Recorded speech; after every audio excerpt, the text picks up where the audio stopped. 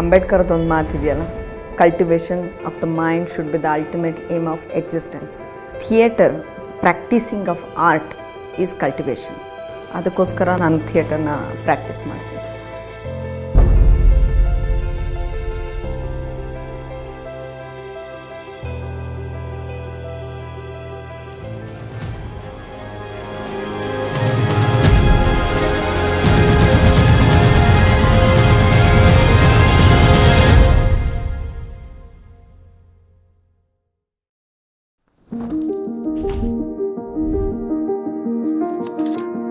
ನನ್ನ ಹೆಸರು ಶ್ವೇತಾರಾಣಿ ಹೆಚ್ಕೆ, ಹಾಸನ್ ನನ್ನೂರು.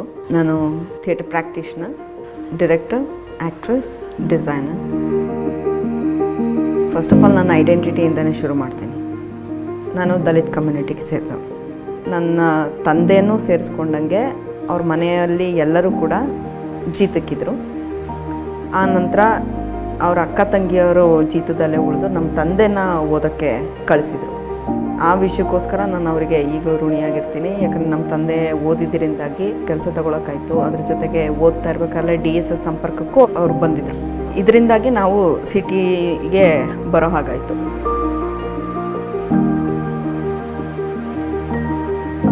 ಹುಡುಗರು ಬೇರೆ ಬೇರೆ ಕಾರಣಗಳಿಂದ ಬರ್ತಾರೆ. ಬಟ್ ನಾವು ಹುಡುಗಿರು ಯಾವಾಗಲೂ, ಅದರಲ್ಲೂ ಪ್ರಿವಿಲೇಜ್ ಇಲ್ಲದ ಯಾವ ಹುಡುಗಿಯರು ಕೂಡ ಥಿಯೇಟ್ರಿಗೆ ಬರೋದು ಒಂದು ಲಿಬ್ರೇಷನ್ನಿನ ಹುಡುಕಾಟದಿಂದಾಗಿ. ಥಿಯೇಟರ್ಗೆ ಎಂಟ್ರಿ ಆದ ಎಲ್ಲ ಹುಡುಗಿಯರಿಗೂ ಇದು ಖಂಡಿತವಾಗ್ಲೂ ಅನುಭವಕ್ಕೆ ಬಂದಿರ್ತದೆ. ಇದು ಬೇರೆ ಥರ ಇದೆ. ನಾವು ಇದುವರೆಗೂ ನೋಡಿದ್ದ ಎಲ್ಲದಕ್ಕಿಂತ ಇದು ಡಿಫ್ರೆಂಟ್ ಆಗಿದೆ. ಯಾಕಂದರೆ ಥಿಯೇಟ್ರಲ್ಲಿ ಸೊಸೈಟಿಯ ಎಲ್ಲ ಕಂಡೀಷನ್ಸ್ ಏನಿದೆ, ಆ ಡೋಂಟ್ಸ್ ಅನ್ನೋ ಕಂಡೀಷನ್ಸ್ಗಳೇನಿದೆ ಅವೆಲ್ಲ ಡೂಸ್ಗಳಾಗಿ ಬದಲಾಗುತ್ತೆ. ಇಲ್ಲಿ ಹುಡುಗಿಯರು ಗಟ್ಟಿಯಾಗಿ ಮಾತಾಡಬೇಡಿ ಅಂತ ಇರೋದು ಇಲ್ಲಿ ಗಟ್ಟಿಯಾಗಿ ಮಾತಾಡಿ ಅಂತ ಆಗ್ತದೆ. ಹುಡುಗಿಯರು ಗಟ್ಟಿಯಾಗಿ ನಗಬೇಡಿ ಅನ್ನೋದು ಇಲ್ಲಿ ಗಟ್ಟಿಯಾಗಿ ನಗಿ ಅಂತ ಹೇಳ್ತಾರೆ. ದುಪ್ಪಟ್ಟ ಹಾಕ್ಕೊಂಡೇ ಇರಬೇಕು ಅನ್ನೋದು ನಿಮಗೆ ಅವಶ್ಯಕತೆ ಇಲ್ಲ, ಅಂದರೆ ತೆಗೆದಿಡಿ ಅಂತ ಹೇಳ್ತಾರೆ. ಮಾಡಬೇಡಿ ಅಂತ ಎಲ್ಲ ಏನೇನಿದೆ ಇಲ್ಲಿ ಮಾಡಿ ಅಂತ ಆಗ್ತದೆ. ಇವೆಲ್ಲ ಸಣ್ಣ ಆ್ಯಕ್ಷನ್ಸ್ ಆಗಿ ಕಾಣಿಸ್ಬೋದು, ಆದರೆ ಸಣ್ಣ ಆ್ಯಕ್ಷನ್ಸ್ ಮಾಡೋ ಇಂಪ್ಯಾಕ್ಟು ಭಾಳ ಪವರ್ಫುಲ್ ಆದದ್ದು. Through body liberate mind. ಆ ಲಿಬ್ರೇಷನ್ ನನಗೆ ಥಿಯೇಟ್ರಲ್ಲಿ ಸಿಕ್ತು.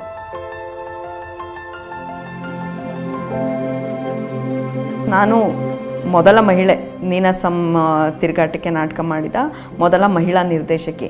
2018 to 20 ತನಕ ನೀನಾಸಂನಲ್ಲಿ ಆ್ಯಸ್ ಎ ಆ್ಯಕ್ಟಿಂಗ್ ಟೀಚರಾಗಿ ವರ್ಕ್ ಮಾಡಿದ್ದೆ. ಅದಾದ ನಂತರ ಸಾಣೆಹಳ್ಳಿ ಶಿವಕುಮಾರ ರಂಗಪ್ರಯೋಗ ಶಾಲೆಯಲ್ಲಿ 1 ವರ್ಷ ಆ್ಯಸ್ ಎ ಪ್ರಿನ್ಸಿಪಲ್ ಆಗಿ ವರ್ಕ್ ಮಾಡಿದೆ. ಅದಾದ ನಂತರ ಐ ಚೂಸ್ ಫ್ರೀಲಾನ್ಸ್.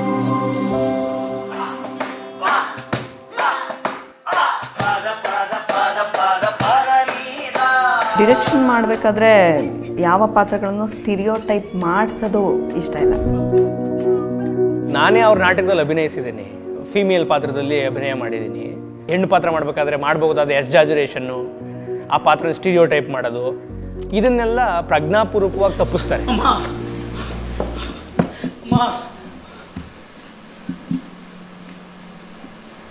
ಅವನಿಗೆ ಜೀವನದಿಂದ ಬರಬೇಕಂತೂ ಏನು ಉಳಿದಿಲ್ಲ. ಅದು ನಂದು ಬೇರೆ. ಅವನಿಗೆ ಸಿಕ್ಕ ಅನುಭವಗಳಿಂದ ನನ್ನನ್ನು ವಂಚಿಸ್ತಾ ಇದ್ದಿ.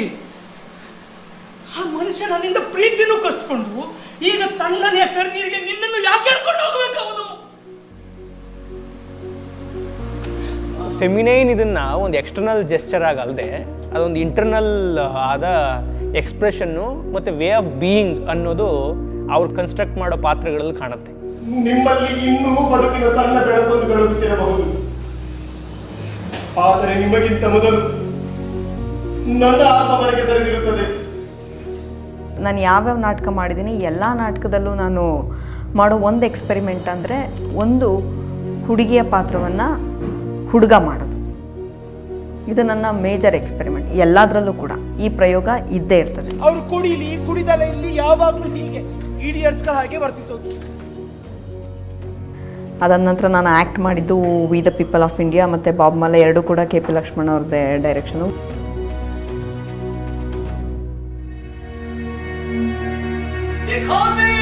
ಬಾಬ್ ಮಾಲೆ ಫ್ರಮ್ ಕೋಡಿಹಳ್ಳಿ ಈಗ ಮಾಡ್ತಾ ಇರೋಂಥ ನಾಟಕ. ಅದು ಗುರುತುಗಳನ್ನು ಮುಚ್ಚಿಟ್ಟು ಮತ್ತೆ ಗುರುತುಗಳಿಗೆ ವಾಪಸ್ಸಾಗುವಂತಹ ನಾಟಕ.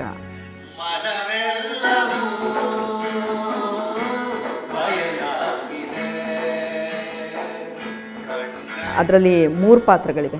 ನಾವು 3 ಜನವೂ ಕೂಡ ದಲಿತ ಕಮ್ಯುನಿಟಿಗೆ ಸೇರಿದವರು. ನಾವು ಸುಳ್ಳು ಹೇಳ್ಕೊಂಡು ಮೇಲ್ಜಾತಿಯವ್ರ ಹತ್ರ ಮನೆ ತಗೊಂಡಿರ್ತೀವಿ.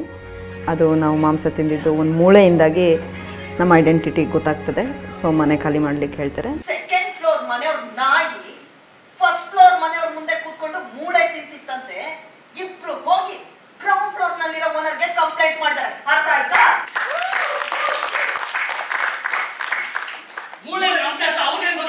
ಮನೆ ಖಾಲಿ ಮಾಡೋ ಟೈಮಲ್ಲಿ ನಾವೆಲ್ಲ ಮತ್ತೆ ನಮ್ಮ ಗುರುತುಗಳ ಬಗ್ಗೆ ಮಾತಾಡ್ಕೊಳ್ತಾ ಮತ್ತೆ ನಮ್ಮ ಗುರುತಿಗೆ ವಾಪಸ್ ಆಗುವಂಥ ಒಂದು ಕಂಟೆಂಪ್ರರಿ ವಿಷಯ ಇರೋ ನಾಟಕ. ಸಿಟಿನಲ್ಲಿ ಜಾತಿಯಲ್ಲಿದೆ ಅಂತ ಕೇಳೋರು ಎಲ್ಲರೂ ನೋಡ್ಬೇಕಾದ ನಾಟಕ.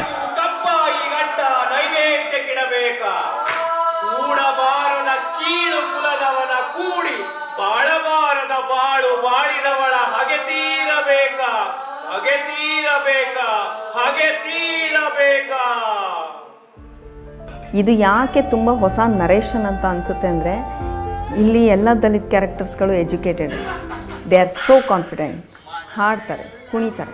ಈ ಎಲ್ಲ ಕ್ವಾಲಿಟಿಗಳಿದೆಯಲ್ಲ, ಈ ಕ್ವಾಲಿಟಿಗಳೇ ಫಸ್ಟ್ ಆಫ್ ಆಲ್ ಎಕ್ಸೈಟ್ ಮಾಡಿದ್ದು. ಮತ್ತು ಇಲ್ಲಿ ಬರೋ ಟೀಚರ್ ಪಾತ್ರ ಅದರಲ್ಲಿ ಒಂದು ತುಂಬ ದಿಟ್ಟವಾಗಿ ಅವಳ ಒಪಿನಿಯನ್ನ ಮುಂದಿಡ್ತಾರೆ.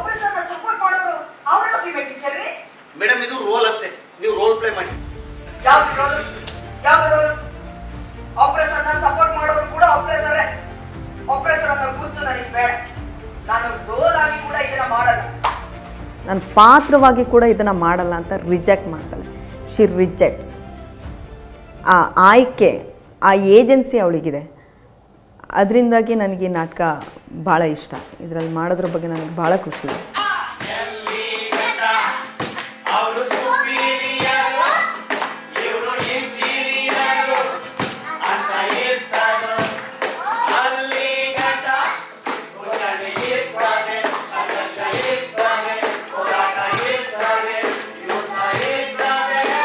ನನ್ನ ಎಲ್ಲ ಆ್ಯಕ್ಟಿವಿಸಮ್ ಕೂಡ ಥಿಯೇಟ್ರ್ನಲ್ಲೇ ಮಾಡೋದು.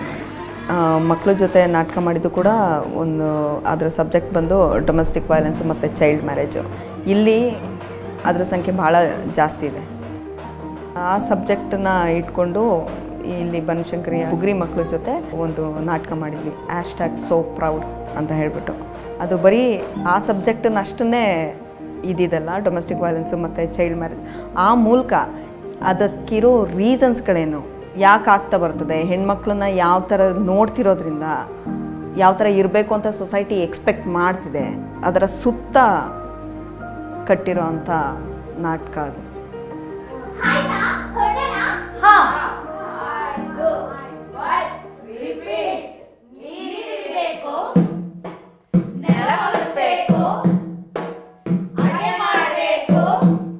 ಮಕ್ಕಳು ಮಾಡಬೇಕು, ನೀರಿಡಬೇಕು, ನೆಲ ಒರೆಸ್ಬೇಕು, ಪಾತ್ರೆ ತೊಳಿಬೇಕು, ಬಟ್ಟೆ ತೊಳಿಬೇಕು, ಮದುವೆ ಮಾಡಬೇಕು, ಮಕ್ಕಳು ಮಾಡಬೇಕು, ಸ್ಕೂಲಿಗೆ ಕಳಿಸ್ಬೇಕು, ಮುಕ್ಳಿ ತೊಳಿಬೇಕು. ಓ ಸಾಪ. Thank you.